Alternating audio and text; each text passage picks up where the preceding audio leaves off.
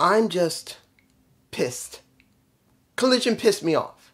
Now, mind you, there's one match that pissed me off that almost ruined the entire show. And then there's the last match, which made me happy. But I'm not going to lie to you. This Collision pissed me off. Now I'm going to go through the entire show as much as I can, talk about the last match, and then I'll talk about the match that pissed me off legitimately. And you'll figure out which one it is. First match, and before I get started, we went straight into this first match in the Blue League. Claudio and Castagnoli and Bryan Danielson. We got a very, at first, friendly. They shook hands. They acknowledged they're from the same faction. There was no problem. And it was extremely technical within the first minute or two, or three. Very technical. There was no throwing hands. There was nothing. At least until Claudio made the conscious choice by maybe 6 minutes in to poke the good eye. That's when it began to really get there. Yes, he did throw a European uppercut. Yes, he did. Uppercut. Yes, he did. He did throw the uppercut. But that didn't show that he was willing to do anything to win. Not until he poked Bryan in the eye did he finally show that he's willing to do whatever it needs to win, because he has cheated a little bit once already. So the match went from there where Bryan did not cheat, but Claudio from that moment on, after he did the eye poke, didn't cheat either. He just did a clean, straight, very rough match between the two. In the end, he got caught and he lost. He is done.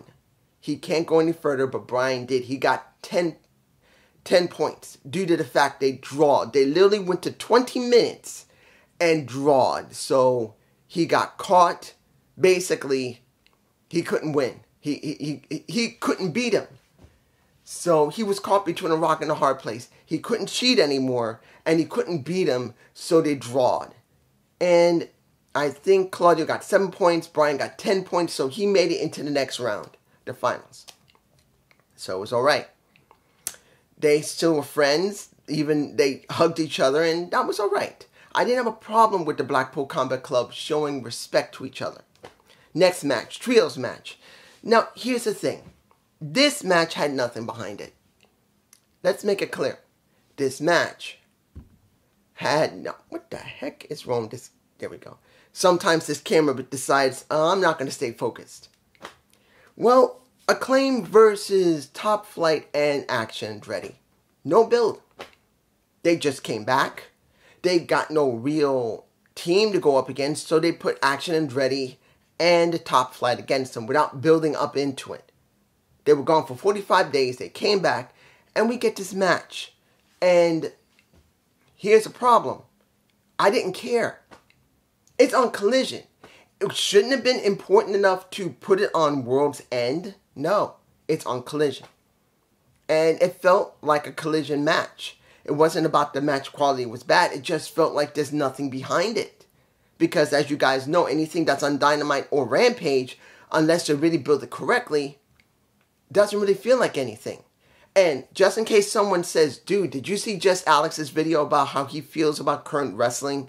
And that he's talking more about, hey, wrestling is too much. We need to crank back on the wrestling and have more characters, more storylines, more jobbers, shorter matches. Yeah, I did. Who had been talking about that for years? This guy. When Jess Alex and JD had been talking and gushing about, and don't get me wrong, I respect both of them, and they had their points and they were right. We needed something better than what Vince had been showing.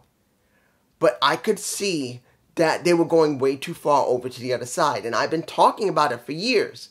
I've told you from the very beginning when I did this reviews of AEW, I would give it to you straight. And I've been telling you how the matches have been. Either they've been too long or there's no story behind it, even though just Alex was talking about how wonderful the matches were, and JD and even Jesse to a certain extent. They forgot about how far they were going with it. Now, take nothing from them. If JD realizes it and he's cranking back on it just like Just Alex, that shows they are willing to admit when they make mistakes. I do it all the time. I mess up all the time. I'm not perfect. But at least they will notice what I've noticed for over 2 years now. That WWE, well, whenever Triple H was doing his work, when he was able to do it. But AEW mainly was doing way too many matches and no substance to go with it. The reason they both loved the Attitude Era and Golden Age of Wrestling was characters, was storyline, was enhancement jobbers, gimmicks sometimes, and great pro wrestling. And I've been talking about that for years. So, let's move on. Acclaim won. I'm botching here because it didn't really mean much. I don't know what they're going to do with the Acclaimed, and I don't know what they're going to do with Action and Andretti. And yes, I know someone's going to say, dude, didn't they just show that Caster might have cheated? I think it was Darius who got caught and he was holding his trunks. But we couldn't see it because of the camera angle. Yes, that's a possibility, and they may try to do it over again. But it doesn't mean it's a story. It's just mean they got nothing for them to do. Next, we got Brian Cage versus Keith Lee. No story. And hearing that Tony Schiavone and everybody else is saying, like Niles McGuinness, Tony Schiavone, I forgot who the third person is, the third guy, I forget his name. They're saying now Keith Lee, he's got to get past this guy so he has a chance to do something against the Swerve Strickland in the Mobile Embassy. And I can't really say yes, because honestly, I don't feel it. Yes, they had a good match, not a great one, but a good one. Keith Lee won. Seeing Prince Nana pull out a cinder block and demanding Brian to drive his skull into it, if he could, either his back or his skull. And clearly he couldn't get it done, but then when Keith won and says, it's been a long time, almost a year ago I came in and 3 months or 2 months of my time was taken away because of Swerve Strickland. Now, I'm going to tear your house down, brick by brick. Well, he doesn't say brick by brick. It was Tony Schiavone or Niles McGuinness who says it. I can't remember who. But it doesn't feel like it's there. I'm sorry. Guys, yes, we know Swerve is making it to the end. Whether he wins or not is irrelevant. The key here is, who is the next person that's going to work with Swerve? And I don't feel it from Keith Lee. I'm sorry. And I know one of you, you know who you are, my friend. You spoke about it a couple of days ago that Keith Lee is the next one. No, he's not. Do you actually believe beating Brian Cage means anything? Yes, he can go for the rest of the Mobile Embassy, but it doesn't feel like it is. He should have gone through other people first. After he finished with Shane Taylor, and then worked with someone else, and then work with someone else, and start looking really legitimate before he goes up against Brian Cage or any other members of the Gates of Agony, and then Swerve, because I don't buy none of it. Because look, Shane Taylor is seen more on RHTV than he is on Collision or on Dynamite. Who the hell is Shane Taylor? They don't show him on main TV. Not everyone watches Honor Club. So who knew that Keith Lee was going up against an old rival? Nobody. And there's the problem. They didn't build him up with the regular AEW roster. Because Swerve has been working with the AEW roster, I feel nothing from Keith Lee working with Taylor, even though they got history. If Taylor had been on AEW television and they did that match and built up into it, it would make more sense. Then he goes to another wrestler and then he says, or you could say, Swerve bothers him and says, oh, I see you beginning to win again. It ain't good as me. That would have been a catalyst for him to say, you know what? I'm coming after you when you get your moment. I don't feel it. This is not great booking. And if you like it, more power to you. But as someone who's objective, who's been talking about for years, not just about great wrestling, but trying to make sure the characters and stories make sense, it doesn't. Moving on. Now, the Christian segment with Nick Wayne and Shayna Wayne. I believe her name is Shayna Wayne. Nick and Christian come out. And he talks. And he makes it very clear. You want to know what the hell happened. You want to know why she did it. You know what? She's coming out right now, and she'll explain it. And when she does come out, and she is a curvy-ass woman, I was worried. Just because she got a nice body, let's make this clear. Let's make this queer. The reason I'm botching here is I want to make it clear. I'm not trying to make it sexual. But you are now putting Nick Wayne's mother into this. Whether she was part of the wrestling community before as her Buddy Wayne's wife. I don't know if she ever wrestled or not, or been a manager or anything. She might have just been a regular woman who basically worked a regular job. But now you've interjected someone who, if she's never learned about the wrestling business or acting, you just interjected her into it. There is a steep learning curve. You can't just go out there and do a promo and think it's going to hit. Now, did she get the right reaction? Yes. People were mad at her. And she made it very clear, like I said it would happen when he got the concerto to his head, and that's Nick Wayne. This is about Nick mom getting angry that Christian is not the problem here. It was Adam, because Christian took her son away. But Adam was the one who hurt her son, and that is the reason why she decided to team up with the patriarch. That's the reason. And I knew it was going to happen, because that's the best way it worked. And hearing how Christian talks, saying that night when that happened, I scored a win against someone who made my current match mean a great thing, even though he's nothing but a piece of crap. But then I scored with the matriarch of AEW, the woman by his side, going like this, trying to adjust herself, even though she's having most of her top open. Her tits aren't showing totally, but she's wearing something that shows her curves. The question's going to be, is she going to talk a lot? How far is she going to be involved in this storyline? Because if she's never worked in the wrestling business, she's going to have to learn on the fly. We don't know if she used to work in the wrestling business when Nick's dad was around, Buddy Wayne. I believe his name is Buddy Wayne. So I don't know if she knows what she's doing. She's going to have to learn if she's never dealt with it. But if she had done it before, if she used to work in the wrestling business, and counting how good she was when she did, this is going to be a big question. Can she make the story better than what it is now? It's going to be interesting. I don't know. We'll find out. Luchasaurus was not there, or Kill Switch. So the question is, what's going to happen with him next?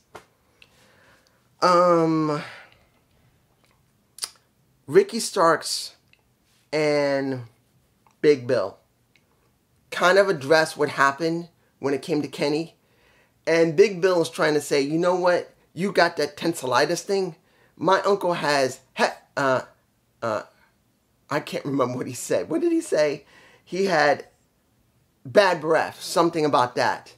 And I think you're just ducking us. And they're trying to sell being heels. To be honest, I think they didn't need to go there. I can understand why they went there, but I don't think they need to go there. Then, well, Chris Jericho shows up. And he says he is legitimately out indefinitely. You talking like that ain't right. But don't worry about it. We, the Golden Jets, will team up again. But until we can, I still have a contract. And I'm going to find someone to do that contract with. The question's going to be now, who is it going to be? He didn't say it was going to be at World's End, but probably it's going to be at World's End. He's going to have to find someone to replace Kenny. Maybe Okada? Maybe, I don't know who would be good. Miru Suzuki? Okada? Maybe, Ishii? Ishii? Maybe. That would be interesting because I actually like the Stone Bulldog, Ishii. But it's hard to tell who they call. It's not like they're going to call Muda back. Muda's retired. He's done.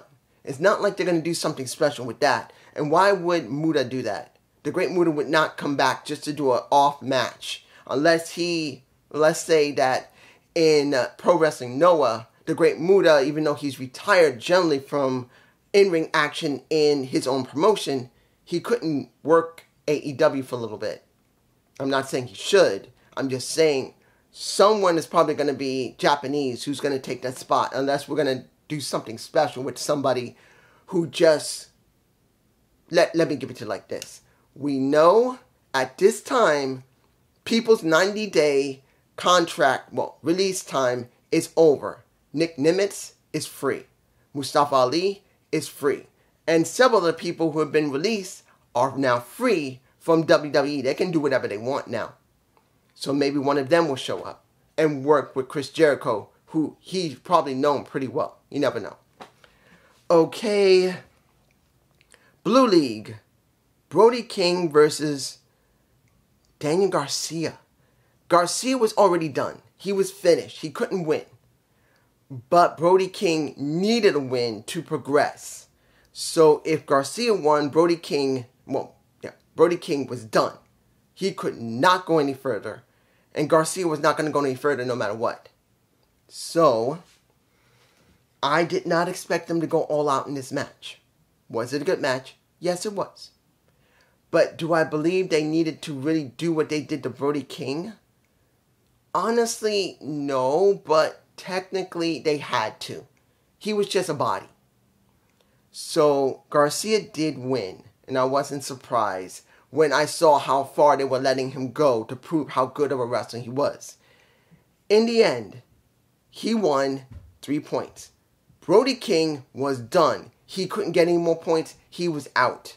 And the House of Black showed up, started trying to pound him. Daddy Magic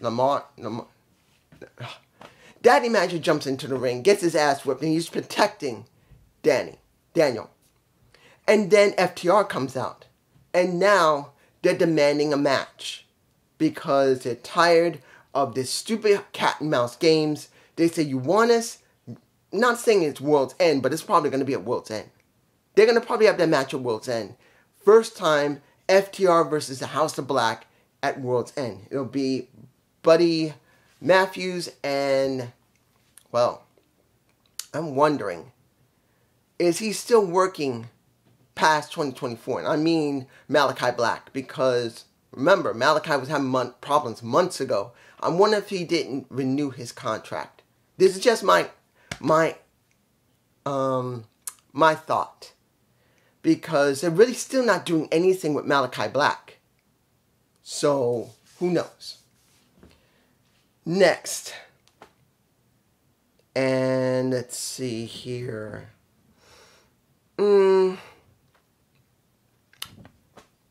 I could say something about Mike Tase's Tony Storm in the interview with Mariah May. I'm going to leave that because we don't know when she's going to have her match, even though she supposedly is now clear. May is now able to work because she's clear and she got a license.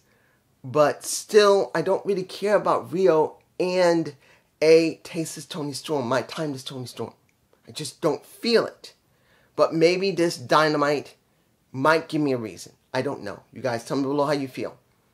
Last 2 matches. You know what's coming. First match. The last of the blue matches. At least in this bracket for the semifinals. Eddie Kingston versus Andrade El Idolo. This was... Let me give it to you like this. I didn't know if Eddie was going to win. I want Eddie to win. I want Eddie to get that respect that he deserves. That's just me. I'm sorry, guys. I can see that Eddie is well over with the fans. He has been loyal to the company. I truly believe that he should have been pushed way more almost a year ago, easily, before he got suspended. What happened with Sammy Guevara before he got suspended. Then he got suspended. He paid for that. Came back and he's been behaving all this time. So I do believe that he does deserve this win going into the tournament. But that's just me. And I'm not forgetting about Swerve. I'm not forgetting about Bryan. I'm not forgetting about Moxley. I'm not. I'm just saying just at this moment. That's what I was thinking. Good match. Not a great one, but a good one. In the end, Eddie wins. And I'm not... to be honest, I am kind of surprised that they would let him get into the finals. I'm not going to lie. He's into the finals. So, I'm glad to see it. I'm very glad to see that he's gone to the next stage. Andrade, I knew they weren't going to really do much with him. And since Rick is not working with Andrade, Andrade's still floating. And it hurts, but I'm just being honest here. I want to see something with Andrade, but I don't see anything with him because they really haven't really booked him correctly. I don't know what they're going to do with him. And he should be working with Ric Flair. Maybe after Rick is finished working with Sting at Revolution, maybe he will work with his son-in-law, which he should. Because he can be the mouthpiece for him very easily, and he could really benefit from his father-in-law. Really, honestly. Final. You already know what I'm going to talk about. You know it's obvious. You see the title. You see it. Guys, this tag match, Abaddon and Thunder Rosa versus Julia Hart and Sky Blue pissed my ass off so badly. It's not about the match quality. It's never been about the match quality. But I will say the match was alright. Abaddon doesn't come to me as one of the best wrestlers. She's roughly average. It's her look that gets her over more than anything else. That's what she is. She's a gimmick. She's look. When it comes to Sky Blue, seeing that she's wearing very, very short shorts showing up her ass, I don't know where they're going to go with her now. Now that they decide to actually pull the trigger and turn her to the dark side of the House of Black, but officially not be a part of the House of Black? I don't know. So I don't know if she's really a part of the House of Black or not. So it's hard to say. And then we get Thunder Rosa, who looked like she's bulked up a little bit. I'm not saying that she had a breast job or anything, but you can see that she had been working very hard, because I'm not going to tell you that she got cake. She got dumpy. Back here, she got ass. And that could be due to the fact of all the hard work she had to do to get in shape. Guys, we know that she had a very bad back. And her back was really messed up. She could not feel herself below her waist. That's how bad it was for her. So to come back and then have to work double hard to work her back to strengthen it also probably meant that she probably had to do some type of exercises that made her do a lot of squats. And let's be honest, Thunder Rosa never had a big butt, but you can see that she worked hard to get herself in shape, and her butt has grown. That happens with anybody who has to work their legs and probably work their back. It happens. At least from what I understand. I could be wrong. You guys can below. But here's the thing. Here is the thing that's angering me. Why is it here? And why is it in a match that's only promoting Abaddon and Julia Hart? Why couldn't she have come back and could have had a match with somebody? You could have made it about her and Sheeta. You could have made it about her and, if she was available, Britt Baker. Because there's some people who just think Britt Baker's the be-all, end-all. I know many people say they don't like each other. But if they have to, they'll do business. And this is what this is about. We know people love Thunder Rosa. We know that. Look what they did for Chris Statlander. Yes, they probably knew that Jade Cargill was going to leave. But instead of letting one of the other talents they got, like an Athena, like a Taya Valkyrie, like a Madison Rayne, like a Mercedes Martinez, I can go on. They got women that are more experienced than Jade Cargill out there. They decided to make Jade drop the title to Chris Statlander and then face her again to get her over, since she came back cold. And I know people say, no, she came back hot. No, she came back cold. No build into that match. There was nothing. Nothing with that match. It was just her coming back and getting the match, win the damn title, having open challenges, then winning again against Jade, and then she left. And since then, that's all that she's done. And even that street fight she had a few weeks ago is not enough. So you're doing this with Thunder Rosa. She's finally able to come back into the ring. Finally, we finally saw her for the first time on the Spanish commentary table. Then she jumps into the ring. And instead of making it about something special, it doesn't have to be a title. You can just give her a match with someone that knows her well enough that she could work a match just as a precaution to be a little safe with her, like Sheeta she could have worked with. Or maybe Chris Statlander is not that bad. Hell, they gotta have someone in the back that she could have worked with that you could have gave her first match at World's End to make it mean something. And what the fuck did we get? We don't get her on World's End. We get this. And it's more about Abaddon and more about Julia Hart. I am pissed off. As I've been saying, AEW's booking for the women has been trash, except for Timeless Toni Storm. She's the only woman that has been booked correctly. She managed to get herself over in a very weird gimmick, and it works, and people love her for that. You could have done something with Ruby Soho. You could have done something with Saraya. You could have done something with Hikaru Shida. You could have done something, even if she didn't like it, Britt Baker, if she was able to wrestle. You could have done something with Madison Rayne, Mercedes Martinez, anyone else than these three other women, and could have been done at World's End to make her feel important. And Tony didn't do it. A wasted opportunity for a show, hopefully that's going to be good at the very end of this year, because if it's not, they're already having problems with their own fans not being 100% happy with the situation of how the booking is, how the matches just don't mean anything. They're just long matches that really are not like it used to be in 2019, where, yeah, you got long matches, but there was a spark there. At least they went by a rating system. They went away from that a long time ago. So they can't do that. Then they tried to do storylines, but lately they have done almost no storylines. Collision itself has no one there to guide it. And I said, either put like an Eddie Kingston in charge of Collision at the top of it, which maybe that might be going there, or Swerve Strickland to be at the top of it. Because Adam Copeland's not the one that's going to be there. Bryan Danielson's not the one that's there. And not even MJF is the one that helps that show. They need something. But it's just me. Peace.